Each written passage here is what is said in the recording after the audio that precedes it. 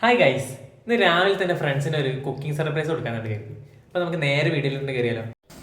അപ്പോൾ ആദ്യം നമ്മുടെ കട്ടിങ്. കത്തിക്ക് ഇച്ചിരി മൂർച്ചം കുറവാണ്, മുറിയണ രീതിയാണ്. കുനുകുന അരിയണമെന്നാണ് അവർ പറഞ്ഞത്. ഏകദേശം ഒരു കുനുകുനിയായിട്ട് പുള്ളി അരിയണത് ഒരു കളിയാണ് പറയുന്നത്. ഞാൻ എൻ്റെ ഒട്ടും കളിയില്ലാത്ത കലാകാരൻ. തക്കാളി അറിയുന്ന പോലെയല്ല, ഉള്ളിച്ചിട്ട് ടെൻഷനാണ്. അന്നേരം കണ്ണൊക്കെ ഒരു ഒരുമാതിരി അവസ്ഥയാണ്. അരിയാൻ ഭയങ്കര രസമാണെങ്കിലും അരിഞ്ഞ് കഴിഞ്ഞാൽ കണ്ണൊക്കെ ഇരിഞ്ഞ് ഒരു വരി പോകും.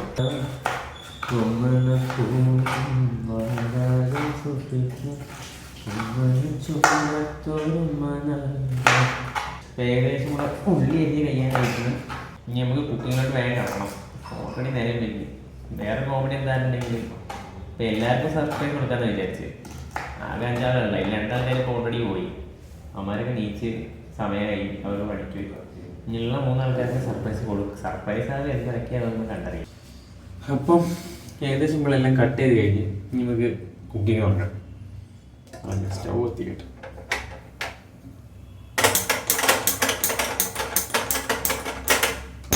എന്താ കത്താത്ത ഗൈസ്, അവസാനം മച്ചാൻ വരണ്ടായിരുന്നു.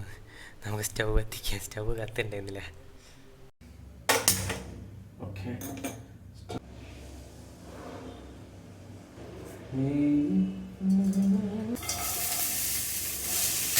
ഉള്ളി വടക്കി ഉപ്പിടുന്ന നല്ല കറി കിട്ടണം. കുറച്ച് ഉപ്പിടാം. ഉള്ളി ഇങ്ങനെ ഏകദേശം സെറ്റായി. നമുക്ക് മസാലകളൊക്കെ ഇടാം. ആദ്യം ഒരു 1/4 ടീസ്പൂൺ മഞ്ഞൾപ്പൊടി, 2 ടീസ്പൂണോളം മല്ലിപ്പൊടി, മുളക് പൊടി,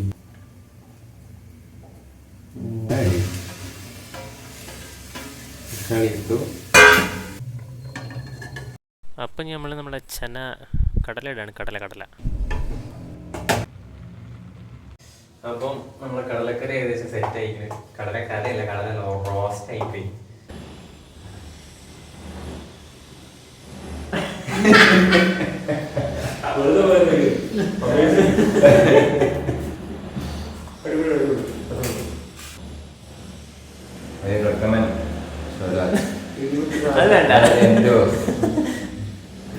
ഓക്കെ, അപ്പൊ ഞങ്ങൾ കഴിക്കട്ടെ. അപ്പൊ സൂപ്പറാണ്. അപ്പൊ എല്ലാരും പോയിട്ട് ചന മസാല ഉണ്ടായിക്കോളി.